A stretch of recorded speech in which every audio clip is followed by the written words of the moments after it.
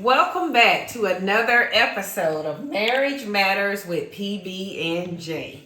We had such an awesome time discussing gender differences in our previous episode, so we decided to come back with that same topic and ask a few more questions. So again, we invite you guys to comment.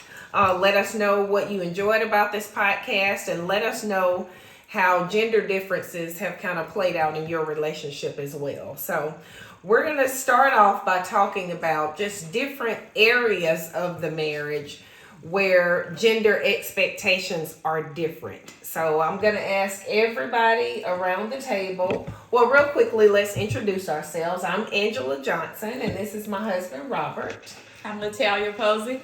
And I'm Jeffrey Posey. I'm with Dorian Black. And I'm MeKael Black. And don't forget to like, share, and subscribe to this page. Yes, and please join in with your comments as we're discussing these questions. Feel free to answer the questions in the comment section. So our first question is, tell us a little bit about different areas of your marriage where there are very different expectations for genders.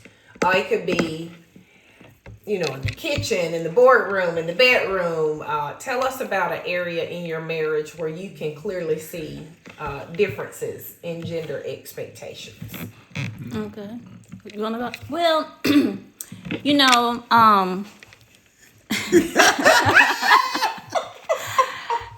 so The look on your face tells me where this is going. Let's go. all right, here okay then. All right, so let's. Okay, sometimes when your spouse wants to see you in something, right? Want to see you in something nice and sexy. Like a three-piece suit or something? Yeah, sexy, something sexy. Right. Well, that can be sexy. Yeah, three-piece suit can Depends on be what sexy kind of now. suit. Right. Yeah. That's true. So, when they buy it for you, they expect for you to wear it, right? Right. Yeah. So, what about when the wife, me, buy something for the husband to wear, but they never wear it? On the clock, Dorian. All right, Dorian, I think that's your answer right Look, there. I forgot you bought it. See that? Wow. I might need to hang it up for him. Hang it up Wow. on the, Look, I don't even know where it is. And I imagine if he bought you something, he wants you to put it on that day or That night. Right. What? Okay. So I'm assuming we're not talking about three-piece suits here. No, we're talking about something sexy. No. Something sexy. yeah, like For the something bedroom. bedding. Yeah, something for bed, Yes. for nighttime. So are you saying there are different expectations in the bedroom as far as the female being more accommodating with what she wears than the husband being expected to? I think so. I think they want to see their spouse, in something nice and sexy. And a lot of times, Dorian will take me shopping, where he'll have me to go in the dressing room and try on all these dresses and stuff. And he just want me to do a little modeling for him, Right. And so I love that. It's nice. He sit back and like, nope, I don't like that. Yeah, I like that. Ooh, yeah, that looks nice. So when he buys me something for the bedroom, I always put it on. Right. And I always, model it, whatever. So when I I want to see him in something sexy too. Right. So I bought him something, but I ain't seen him Girl, wear I need you it. to go find it and dust it off. And I want, because I bought it for a reason. Exactly. And I think a lot of times men, it's true, but men often say, we're visual, but we are visual too. Yeah. We have eyes too. We have It's the same. sexual. Yes. Yeah. We have the same set of eyes that you do. The same amount of eyes.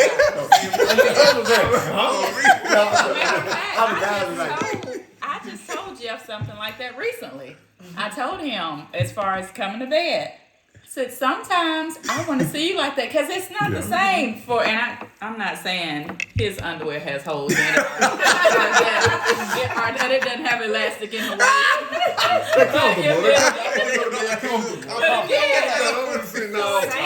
If you want me coming to bed a certain way, then I don't want to turn over there and look at holes and lack of elastic going down. I I have certain things I want to see too. Okay. Thank you. Yeah, No, so take we it. can't have a double standard there. Y'all have to realize you can't just hide behind, but we're visual. We are too. Right. Thank you. And So help us help you. Right. And as you were saying, we're visual too. I think also I'm sensual. Like I sense what's going on around me. Right. I hear things. I see things. I need you to, the same effort that you put into making sure that you're well groomed when you go to your job every day. Right. When you want to make sure you got your fit together and that you smell good. Our boys go through this little stage where they spraying, whatever. So all of that needs to put all of that effort into Agreed, presenting sis. yourself to your spouse at night. Yes. Especially if you have expectations. I absolutely love when my husband when he smells like, how men smell once they get dressed up and they've done their little shaving routine and they just smell well kept. Right. It doesn't necessarily even have to be cologne, but if I can tell that you have prepared, Right. For this encounter, it says a lot. Yeah. Right. Even if when I walk into the room, I want to know there needs to be visual. Exactly. How about a scented candle? Yeah. When I say sensual, Yes. I'm taking in everything. Yeah. The entire environment and you Right. as well. Man taking notes. Take Take notes. I'm taking notes too. It's true. You can't come in burping and can't come in doing all this stuff, but then expect us to be just so sexy. Like Right. we need that too.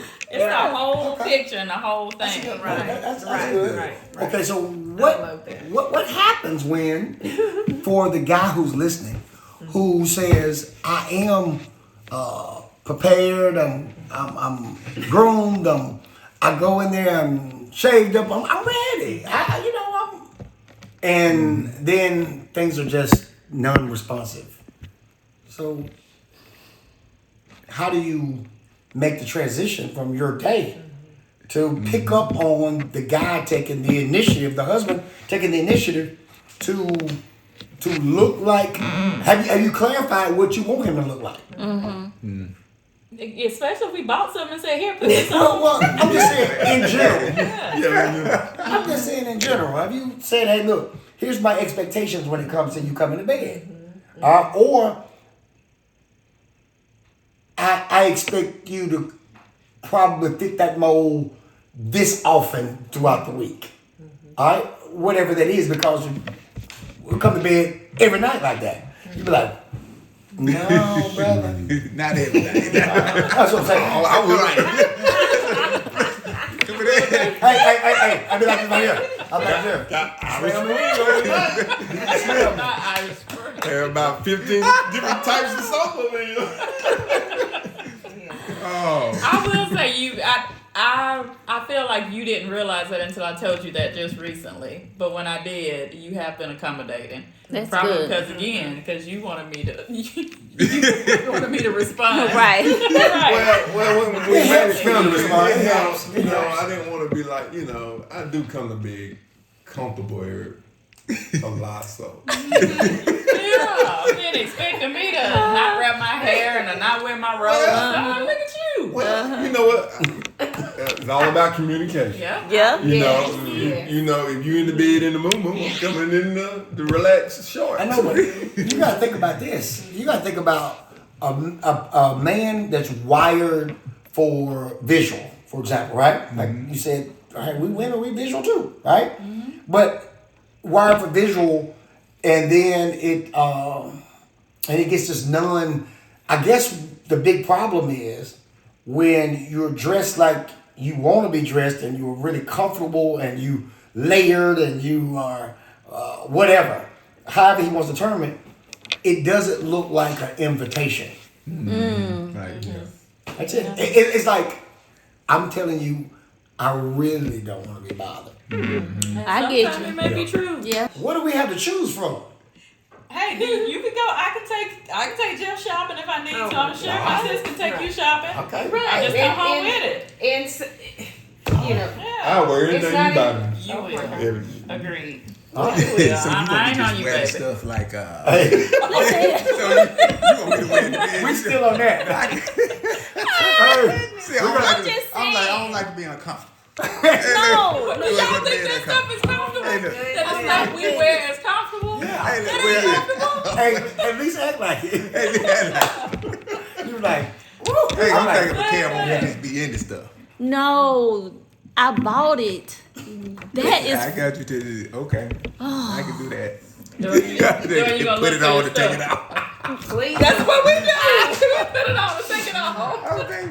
yeah. So those for our Oh, this listeners, is hilarious. we're inviting all of our couples to please do like Tal and Jeff, have a conversation about your expectations in the bedroom. Are they up to this point? Have they just been traditional? Hey, I expect for you to wear your negligees every night, and I'm just gonna, come to bed however I please, however I'm comfortable. Have a conversation about what you expect. Yes. And if it's been what the status quo is, Victoria's Secret for me, no buying it, all that, and I just come as I am. If that's been it, talk about, is that working for you?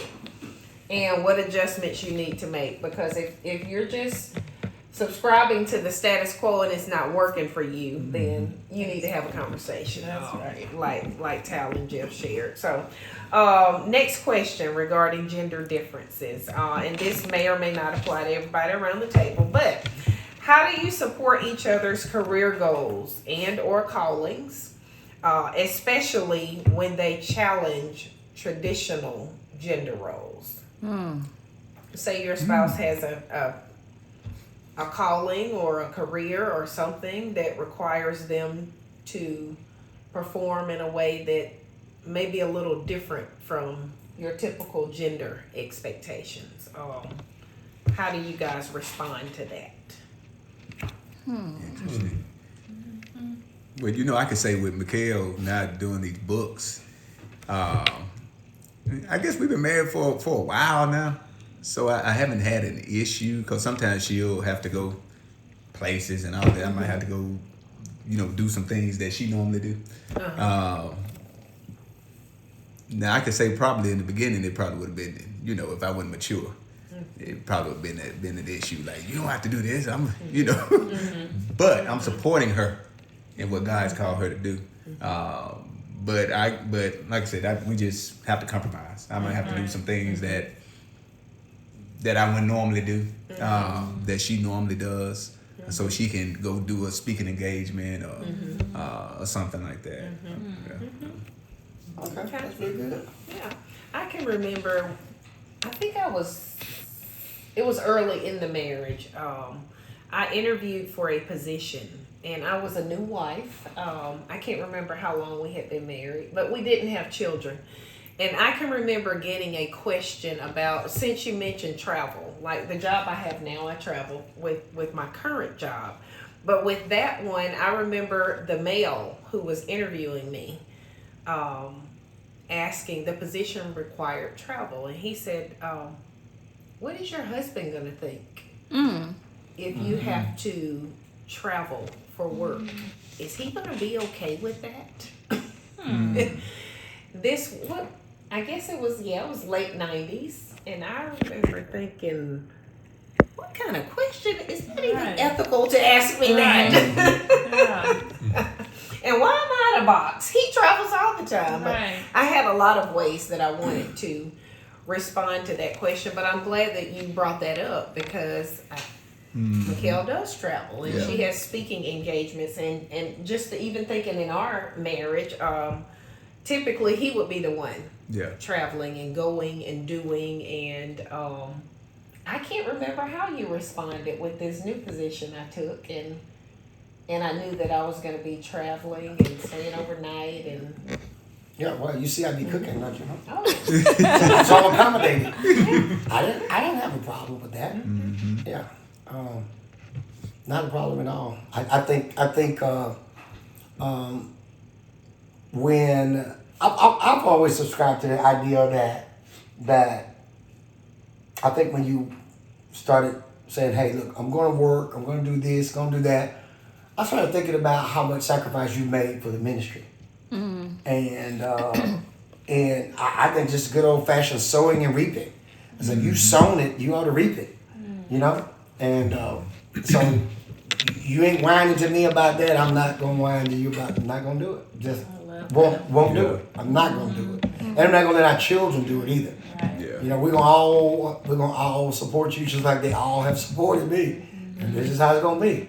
So that way they can learn early that hey, you gonna make some concessions in marriage, and you know you don't want people to live a whole life, and then they have resentment on the back end. Yeah. Because they're like, man, I did everything you asked me. I accommodated you all my life, and you all I wanted you to do was support me with this one thing. Yeah. You don't want that conversation. That's so funny. I was literally thought about this today because up until this point, I have supported Jeff through every career and, change. And now I'm at the point that our kids are older and I'm ready to branch out. We've been talking about, starting a business and me doing stuff.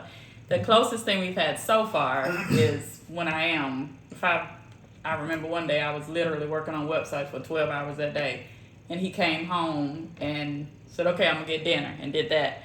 I am so interested to see how it looks going forward. I believe he'll be the same like that, Yeah, but it's will be. funny. I believe that, but it's so funny. I was thinking about that today. It's going to be a transition for us when I start now, and when we both have to start doing the things that I've done, the past 25 years, and especially the past 21 years since we've had children.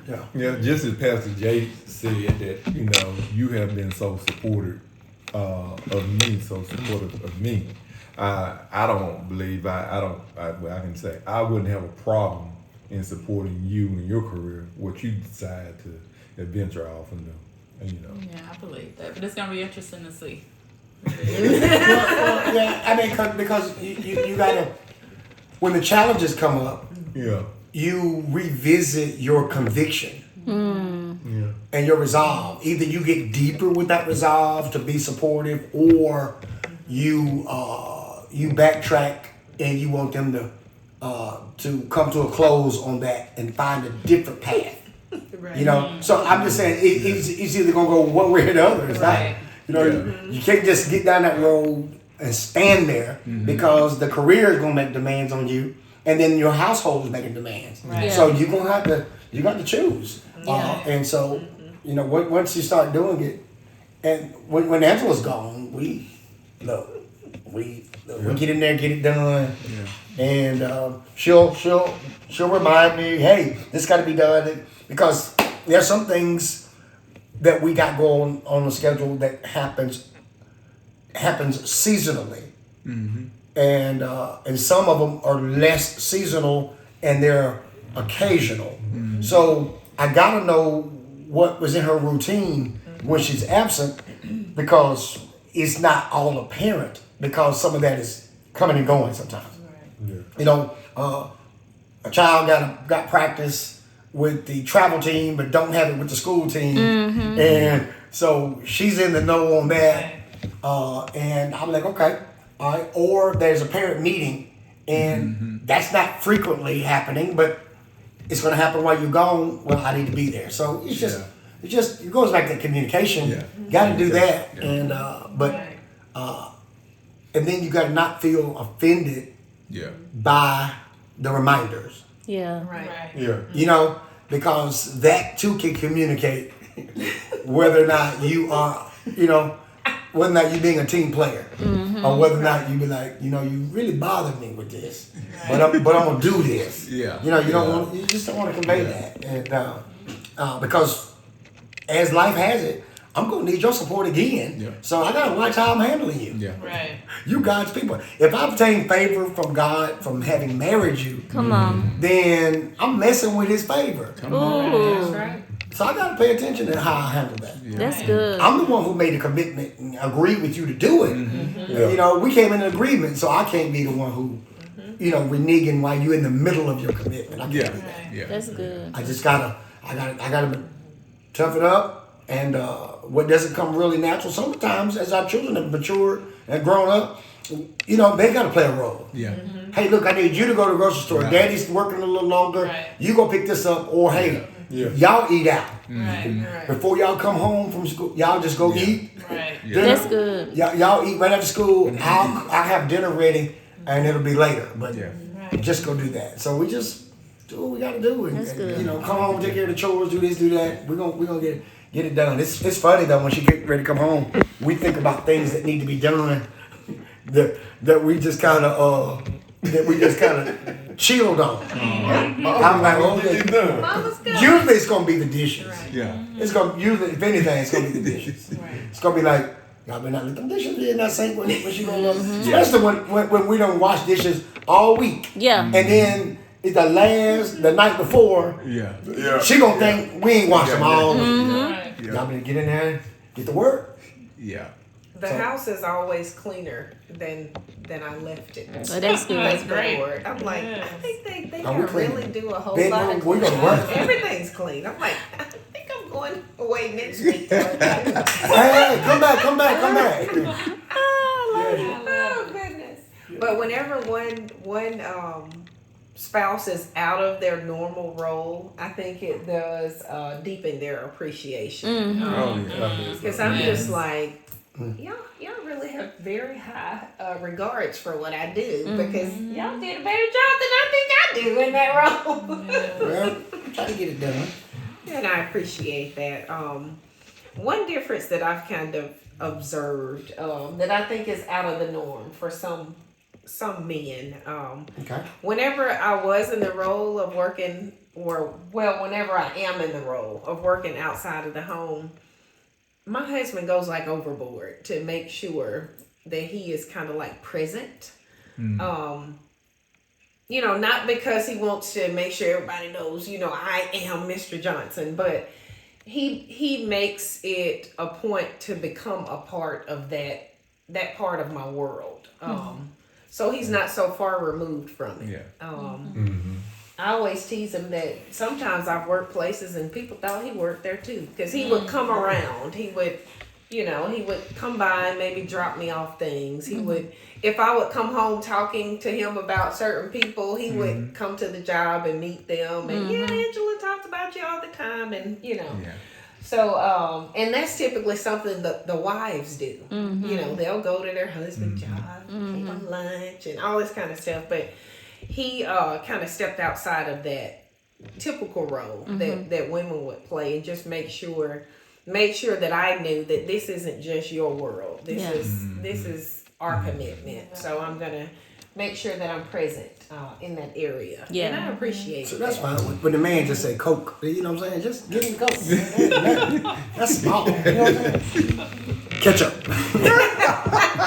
You know what that means. Yeah. I mean, you're a brilliant lady. I didn't think I needed a whole paragraph. And it just works The out. subject and a verb. A little bit. Thank you. Right. Yeah, Complete sense. but all I want was agreement. Right. So Got your that? verb agrees? Yeah. I got it. I dropped the subject and the verb. I did come up with the subject. I went from subject to agreement. If I do the subject, you do the agree. Ketchup. So with gender differences in the marriage, would you guys say that there is still one that is still kind of a sore spot in your relationship right now? I know most of us, all of us around the table have been married 20 plus years. Are there any gender differences that you guys are still kind of growing through? Like there's still sore spots? I don't know this is a gender difference. I just know what Tab, she really involved with the kids more than I am. And so sometime with their schedules and things are coming up with them. I know that we sometimes butt heads a little bit about me knowing their schedule. And I depend on her a lot. Just send me a text or let me know this is going on, this is happening, and things of that nature. Not that I'm not involved with them or involved. I just don't have it on my mind. Yeah. And we talked about me perhaps making a calendar or getting a calendar.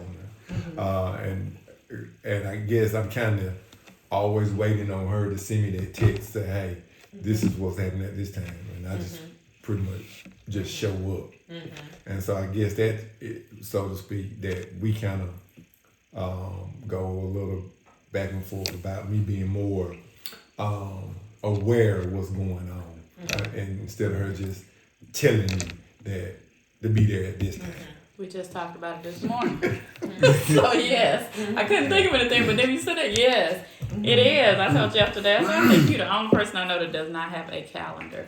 We have 5 children. Wow, 5, maybe 2. Maybe I'm sitting between on 2 adults. I know. Well, now I have 9 children between y'all. But my thing is, like, we have 5 kids who have so much going on, and I'm fine with being the one. I've always taken care of all the academics and all their schedules and teachers and stuff. I've always done whatever sports they're in and all their calendars, just all the music, whatever.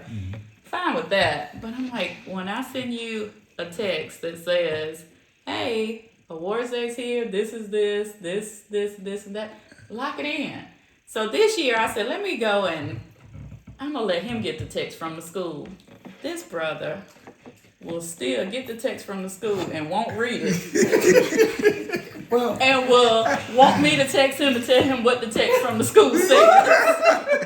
Well, Instead of just reading, well, because I'm like, did you see the one, text? No, I didn't read all that. they send so many. But then when they send, in Jeff's defense though, when they send the text, you gotta click on this, and then you But gotta if he log doesn't, in who here does? to see the whole mess. If he doesn't, I'm then like, who oh has my to do it? goodness. Yes, then it's Yeah. me every Right. time. Yeah. Like, oh. So yeah, I'm like, just no. Just keep up with I think one too- child. I think too what I don't know if we said this in an episode or just in us talking in between, but I heard you say I've always kept up, I've always, and that is something that I think sometimes has dug ditches for us because we have always. Yeah. You know, we've always set the parent teacher conferences. We've always put the school calendar vacations in everybody's phone, and because we've always done it, it's like when we don't do it, they are like, hey, what are we doing? What's going on? Because they're so accustomed to us filling that role. And then sometimes when the pressure is on us from doing that role for so long, and then as the family keeps growing, as we make more commitments, as our kids make more commitments, we're like, ooh, I need some relief. And as we change, because like we were just saying, if I start, or when I start a business and start doing something, I for us, I did all that stuff because I wasn't doing anything else. It was like, okay. But it's like now that I am doing other stuff, we gotta. We used to always say after every child, we gotta recalibrate. Yes. We gotta go back and recalibrate. We can't do what we did when we had 1, then 2, then 3, then 4, then 5. Right. And now it's like, okay, this is the point.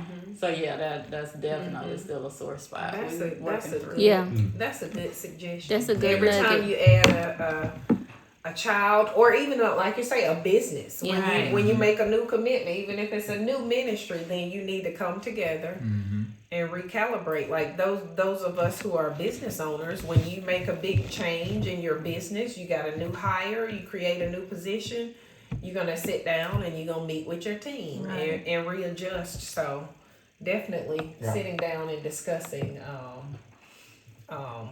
what's going to change the dynamics of everything, but also just being clear that we, if we're doing something when we first come into the marriage, I think you said that, hey, if you're not comfortable doing it all, you probably don't want to do it all from the beginning, because they become accustomed to And start expecting to it. that text message, and you're great. He's got a calendar on his phone. I put the stuff on the calendar, and I set like 2 reminders so that it'll, beep him in plenty of time to adjust if he does forget.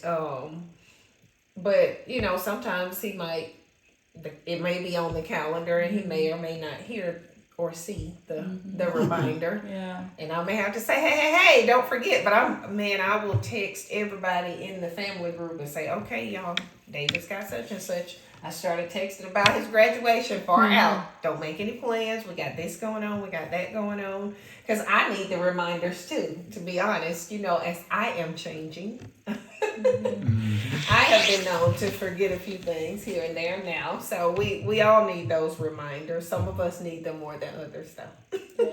I want to say this because I know we have said, and you said that again about when you start something, don't start it.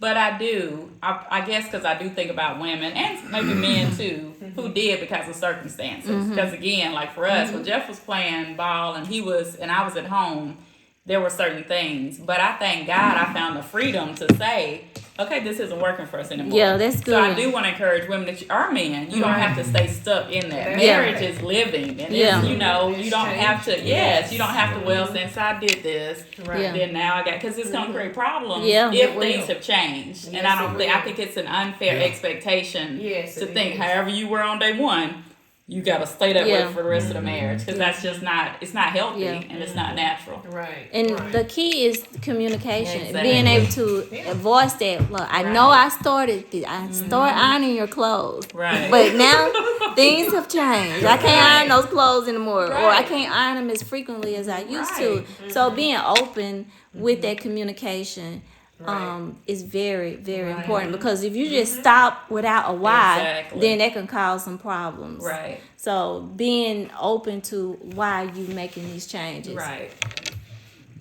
And I think too, with these gender differences, you said earlier, being accommodating, communication, just, and with the expectations, like, if you know we're different, then don't expect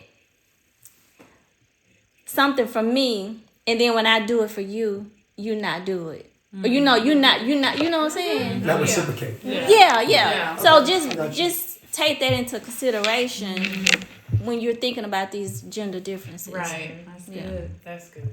That's good. When you talk about this subject, I think about, yes, we got to communicate, but I got to keep doing the hard work of who am I being transformed into. Like, we're to be transformed into the image of Christ on a daily basis. His love, his life, his character. If that's not happening, then when marriage needs to make an adjustment and you make a demand on me, then it's his character in me. It's his character and, his life and his love that's got to, be pulled up and out. And when I'm behind on maturing, I'm going to be behind on adjusting. Yeah. Right. That's true. You know what I'm saying? Because the capacity to give you what you want, I'm a withdrawal to what's normal, natural, comfortable. Right. But if I'm constantly maturing in him and doing what I'm supposed to do, then I have the right heart, the right spirit, and I'll be able to say, okay, let's do this. Let's make this happen. You ask the same question of us 20 years ago, you could have different answers. Right. Yeah. Oh Yeah. Probably a lot more. Yeah. It would just been different answers because, Right. and that's why I'm saying that part is just as important. Who am I becoming every day? Right. Am I doing that work? Some people just working on marriage and ain't working on Jesus. Them in Christ. Right. And so then they want to know why marriage is coming up short. You're like, because I can't give it what it needs because I'm not staying in him. Right. That's good. So I got to do that. Yeah.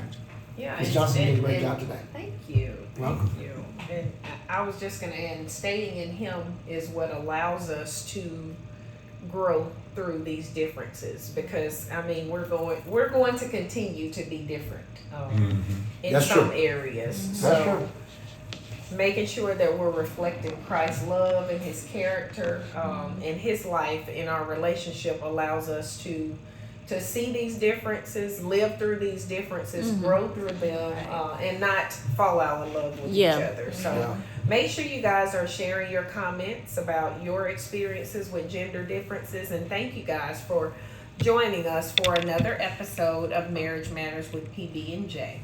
Like, share, and subscribe to our pages on Facebook, YouTube, and Spotify. Until next time, your marriage matters.